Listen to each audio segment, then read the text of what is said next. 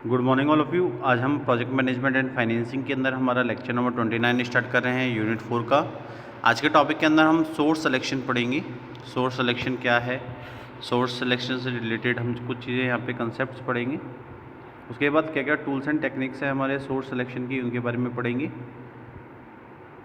Then हम लोग देखेंगे कि हमारे सोर्स सिलेक्शन के क्या क्या आउटपुट्स होते हैं। तो वहाँ पे हम देखेंगे कि जो आउटपुट है हमारे सोर्स सिलेक्शन के, वो हमारा एक लीगल कॉन्ट्रैक्ट होता है। और साथ साथ अगर हम देखें तो ये टॉपिक के अंदर हम कुछ सोर्स सिलेक्शन से रिलेटेड चीज़ों को यहाँ पे कवर करने वाले हैं, जहाँ पे आज हम उनके टूल्स और टेक्निक्स को पढ़ेंगे। साथ साथ क्या क्या आउटपुट हमें रिसीव होते हैं अपने सोर्स सिलेक्शन से, और किस तरीके के इनपुट को हम अपने सोर्स सिलेक्शन में यूज़ करते हैं, वो इस टॉपिक के अंदर हमारे इंपॉर्टेंट पार्ट रहने वाले हैं।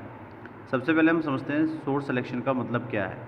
Source selection involve the receipt of bids और proposals and the application of the evaluation criteria of select a provider. अगर हम देखें तो सोर्स सिलेक्शन इन्वॉल्व कर रहा है उन रिसिप्ट को जो कि हमारे बिड्स और प्रपोजल्स की हैं, हमारे उन एप्लीकेशंस की हैं जो कि हमारे एक प्रोवाइडर को सिलेक्ट करने का एक इवैल्यूएशन क्राइटेरिया है। अगर हम देखें तो ये जो प्रोसेस है ये एकदम सेल्डम स्ट्रेट फॉरवर्ड होता है। अगर हम देखें तो सोर्स सिलेक्शन के अंदर हम कुछ पॉइंट्स को कंसिडर करते हैं कि price may be the primary determinant for the of the shelf item, but the lowest propose price may not be the lowest cost is the seller proves unable to deliver the product in a timely manner. अगर हम देखें तो जो price है वो एक तरीके का प्राइमरी डिटरमिनेंट है, जहाँ पे हम अपने ऑफ द सेल्फ आइटम को देख सकते हैं। जब हम किसी भी लोएस्ट प्रपोज प्राइस को एक लोएस्ट कॉस्ट के अंदर अपने सेलर को प्रूव करते हैं, जब वो किसी भी प्रोडक्ट की डिलीवर करने में अनेबल होता है किसी भी एक टाइमली मैनर के अंदर, तो उसको हम अपने प्राइस के बेसिस पे कंसीडर करते हैं। सेकंड अगर पॉइंट देखें हम, तो proposal are often separated into technical approach and commercial price selections with each evaluated separately. अगर हम देखें तो जो भी प्रपोजल्स हमें अपने टेक्निकल अप्रोच और कॉमर्शियल प्राइस में सेपरेट मिल रहे हैं, सेक्शंस में मिल रहे हैं, तो उनको हमें सेपरेटली इवेल्युएट करना होता है। नेक्स्ट क्या है कि multiple sources may be required for the critical products, the tool and techniques describe below may be used singly और in combination. For example of weighting system may be used to. अगर हमारे पास कोई भी multiple sources हैं जिनकी require हमें अपने critical products के लिए पड़ रही है, तो कुछ टूल्स और टेक्निक्स को हमने यहाँ पे बता रखा है जिनको हम सिंगली या कम्बाइनेशन के बेसिस पे यूज़ कर सकते हैं। अगर यहाँ पे एग्जांपल देख सकें तो यहाँ पे हम एग्जांपल ले रहे हैं कि किस तरीके से हम अपने वेटिंग सिस्टम का यूज़ लेते हैं जब हम अपने मल्टीपल सोर्सेज को देखते हैं अपने क्रिटिकल प्रोडक्ट्स के लिए। नेक्स्ट पॉइंट है select a single source who will be asked to sign a standard contract. कि हमें अपने एक सिंगल सोर्स को सिलेक्ट करना होता है और उससे पूछना होता है कि वो हमारे उस स्टैंडर्ड कॉन्ट्रैक्ट पे साइन करेगा या नहीं करेगा। नेक्स्ट पॉइंट क्या है कि rank order all the proposals to establish a negotiating sequence on major procurement items. This process may be iterated. A shortlist of qualified sellers will be selected based on the primary proposals and then a more detail evaluation will be conducted based on a detailed and comprehensive. कि हम अपने जितने भी proposals हैं उनको rank order में establish करते हैं, जो कि एक नेगोशिएटिंग सीक्वेंस होती है।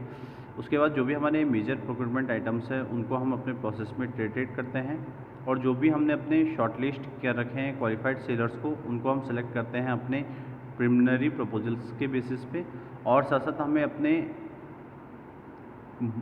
इवैल्यूएशन के लिए उनको मोर डिटेल कंडक्ट करना होता है, जहाँ पे हम अपने उन चीज़ों के बारे में डिटेल में बताते हैं, कंप्रेहेंसिव में बताते हैं कि हमारे इनपुट्स क्या हैं सोर्स सिलेक्शन की, किस तरीके के प्रपोजल्स हमारे हैं, क्या इवैल्यूएशन क्राइटेरिया हम यूज़ करने वाले हैं, और ऑर्गेनाइजेशनल पॉलिसीज़ किस तरीके की है। तो अगर हम देखें तो ऑर्गेनाइजेशन पॉलिसीज़ के अंदर हम देखते हैं कि कोई भी ऑर्गेनाइजेशन या सभी ऑर्गेनाइजेशन इन्वॉल्व हैं किसी भी प्रोजेक्ट के अंदर, तो फॉर्मल वो इनफॉर्मल उन पॉलिसीज से इफेक्ट होती हैं जो कि वो अपने इवैल्यूएशन करती हैं अपने प्रपोजल्स को लेकर। इसके बाद हम बात कर रहे हैं हमारे टूल और टेक्निक्स की, जो कि सोर्स सिलेक्शन की होती हैं। सबसे पहले हम बात करेंगे अपने कॉन्ट्रैक्ट नेगोशिएशन की।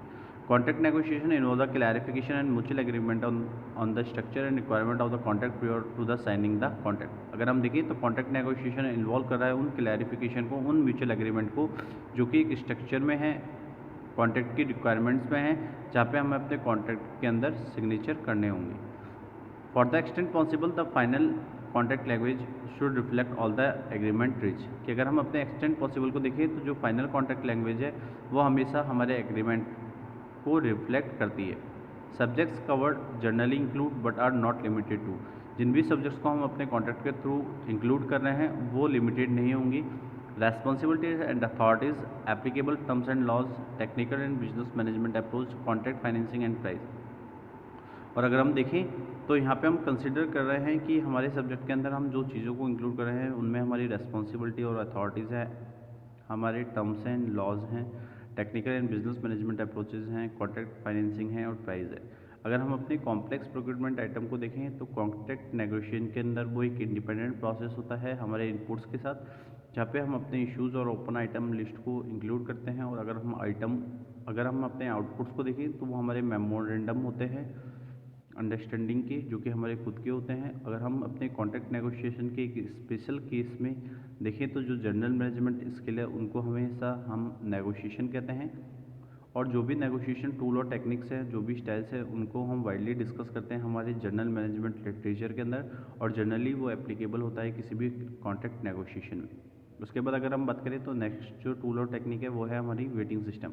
अगर हम अपने वेटिंग सिस्टम मेथड को देखें तो ये क्वांटिफाइंग कर रही है क्वालिटेटिव डाटा का, जिसके ऑर्डर में हम अपने जितने भी प्रपोजल प्रीजुडिसेस हैं उनके इफेक्ट को मिनिमाइज़ कर रहे हैं अपने सोर्स सिलेक्शन में से।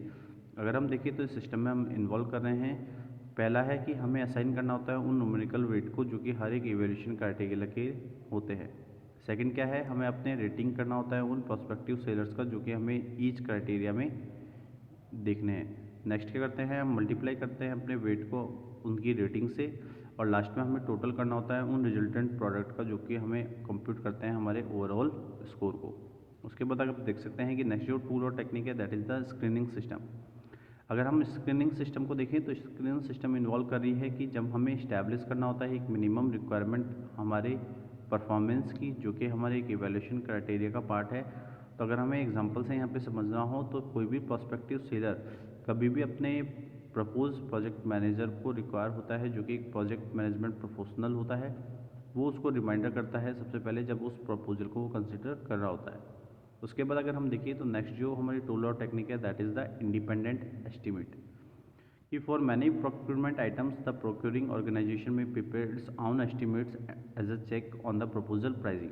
कि अगर हम देखें तो हमारे जितने भी प्रोक्यूरमेंट आइटम्स हैं उनको किसी भी ऑर्गेनाइजेशन के अंदर प्रोक्यूर करने के लिए हमें प्रिपेयर करना होता है कि किस तरीके से हम एस्टिमेट कर सकते हैं हमारे उन प्रपोज्ड प्राइसिंग को, जिन्हें हमें चेक के बेसिस पे एस्टिमेट करना होता है। अगर हम अपने सिग्निफिकेंट डिफरेंसेस को देखें, जब हम एस्टिमेट करते हैं, इंडिकेशन करते हैं SOW के थ्रू, तो वो एडुकेट नहीं होता है हमारे किसी भी प्रोस्पेक्टिव सेलर के लिए, जो कि मिसअंडरस्टूड है, ये फेलर है किसी भी तरीके के रेस्पॉन्ड को लेके जो कि हमारे SOW के हैं।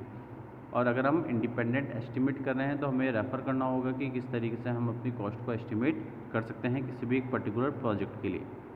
इसके बाद अगर हम देखें तो सोर्स सिलेक्शन के क्या क्या आउटपुट्स होते हैं उनको हम इस टॉपिक में कवर करने हैं। तो पहला है कॉन्ट्रैक्ट। अगर हम देखें तो जो contract is a mutually binding agreement which obligate the seller to provide the specified product and obligates the buyer to pay for it.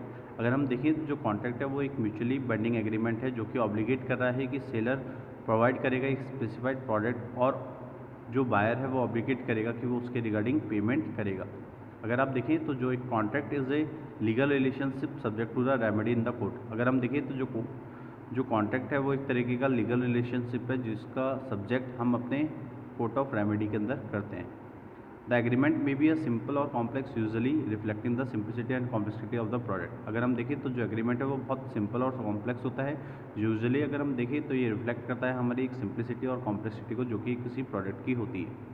It may be a called among other names a contract and agreement, a sub contract, a purchase order और अ memorandum of understanding. हम इसको कह सकते हैं कि इनमें कुछ names होते हैं, कुछ कॉन्ट्रैक्ट होते हैं, कुछ एग्रीमेंट होते हैं, कुछ सब कॉन्ट्रैक्ट होते हैं, कुछ परचेज ऑर्डर होते हैं, कुछ मेमोरेंडम होते हैं जिन्हें हमें समझने होते हैं। Most organisation have documented policies and procedure defining who can sign such agreements on the behalf of organisation. अगर आप देखें तो बहुत सारी ऑर्गेनाइजेशन इन डॉक्यूमेंट पॉलिसीज़ को और प्रोसीजर को डिफाइन करती है, और वो ये देखती है कि इन एग्रीमेंट्स को ऑर्गेनाइजेशन के बिहाफ पे कौन साइन करेगा। तो all project documents are subject to some form of review and approval.